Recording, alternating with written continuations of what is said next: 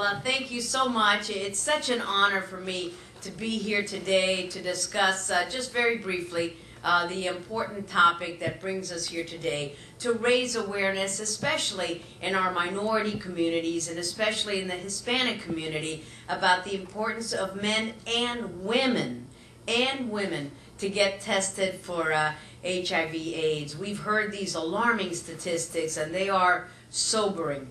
And it is a dreadful thing to know that these diseases, these problems could be prevented, and yet we are not doing enough to prevent them. And that's why I'm a proud sponsor of the ETHA bill, to get people the help they need once they become diagnosed early on. It used to be a death sentence. It is no longer. First of all, it can be prevented, and second of all, it can be treated. But the first step toward that path is to know whether you have the disease or not. And HIV testing, AIDS testing, is so simple, it is so routine, it is so problem-free, and I'm glad to be about to do that in just a few minutes. And I hope that so many of you who have direct contact with, because you're in the healthcare profession, will do your part to make sure that we raise the awareness, especially among the Latina population, about why it's important for Hispanic women to get tested. Voy a mostrar. Cuando ahora saquemos el dispositivo, necesito que por favor se pase la parte plana del dispositivo por las encías, primero la parte de arriba y luego la parte de abajo, y luego me la entrega. Y entonces yo voy a empezar el examen. No tenía idea de cómo sí, hacer. Es bien fácil. Perfecto. Entonces lo toma por la parte plástica. Entonces lo cojo aquí y lo corre por toda la encía, por arriba, plano contra la encía, y luego ahora lo vira un poquito y hacia abajo.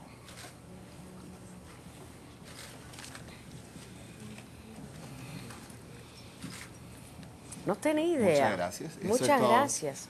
Mira eso. Entonces ahora introduzco el dispositivo en el tubo con el reactivo. ¿Y cómo usted sabe si lo hice bien o no? Lo va a marcar, él me va a dar una línea de control y también luego me indica si el anticuerpo está presente o no. Y perfecto. En 20 minutos están los resultados. Porque es posible que la persona no lo haga bien. Sí, pero tiene un control interno y que te le dice ya que hay una muestra presente.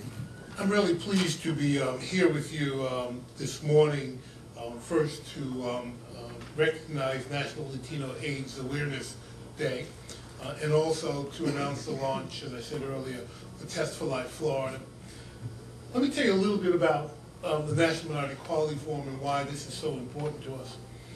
We do a lot of work with numbers. Everything that we do is focused on the numbers. And here's the fact. America spends about $963 billion a year on direct medical services, inpatient, outpatient, prescription drugs, etc. 80% of that is spent on white non-Hispanics. About 7%, or $67 million of the $963 billion is spent on Hispanics. More is spent on African Americans than Hispanics, even though Hispanics are larger demographically than African Americans. $88 billion is spent on African Americans, and even there, it's disproportionate. That same spending pattern is quite visible in HIV/AIDS. Our communities are under-resourced to fight this disease. And one of the reasons that brought us into the whole HIV arena was the whole discussion about Ryan White dollars. And how they were being allocated in the under-resourcing of minority populations. It's reflected across the whole medical landscape. We were excited and pleased by CDC's recommendations about routine testing for HIV/AIDS. In a lot of places, in a lot of corners, that's controversial, and I understand it. But certainly in our community, it's a real problem. In Washington, D.C., where I come from, between the age of 25 and 44, 20% of African Americans between the ages of 25 and 44 are HIV positive. That's a stunning number. That's an absolute stunning number. And when we begin to look at here in Florida, between the ages of 25 and 44, it's the leading cause of death. In places around the country, we see this phenomenon, yet we don't see the resources coming into our community. So we have to take leadership. I think that's the bottom line. And what we're excited about is this raising awareness about the need for testing. Testing because 50 to 70% of the people, of the new cases of HIV/AIDS are being spread by people who don't know their status. CDC says that if we get people to understand their status, we can reduce this infection by 50% without doing anything else but getting people tested. And that seems to be so difficult. And I was talking earlier, Eula and I mean, in the year 2000, I mean, 8 years ago, we were talking about this problem and talking about the resources, and still the epidemic rages on uncontrolled in our community. Among Hispanic female, 3 times more likely to be HIV infected in Florida than non-Hispanic whites. I don't understand how Hispanic females put up with that. That's an outrageous number. Should not be tolerated whatsoever. And so we're committed to this campaign. We've launched Test for Life programs in 6 states around the country, and we're asking for your partnership. We need to get HIV part of routine testing. We need to break down the barriers.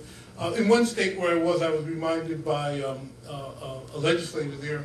She said, back in the 40s and 50s, there must have been tremendous controversy about getting people tested for STDs before they got a marriage license. But somehow in the 50s, my goodness, they got through that. And here we are in the 21st century, and we have all of these barriers to something very, very simple. We need to get people tested for this disease. We need to bring it under control in the minority community. We need to get the appropriate resources in the minority community to lower this infection. We're losing a whole generation of children because of this disease, and it rages on. So we're excited about this. We ask for your help. We have a website, Test for Life, /Florida.org. We hope you come, be a part of it. We will be at the front line. There's some wars being fought about testing. You think it's an easy thing, but there's some wars to be fought there. There's some big wars to be fought about the resources. And if our communities are silent, we're not going to get resources. What I tell folks, repeating it, I'll say it here. African Americans and Hispanics together, we represent 30% of the U.S. population.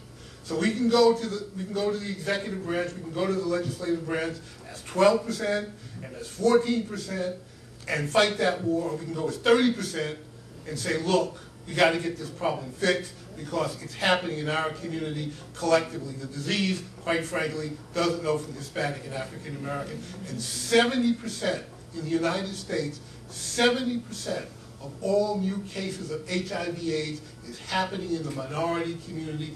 50% of it is female, and between the ages of 25 and 44, it's an absolute outrage. And so collectively, we need to do something about that. So I'm excited. We need your help. We'll do what we can.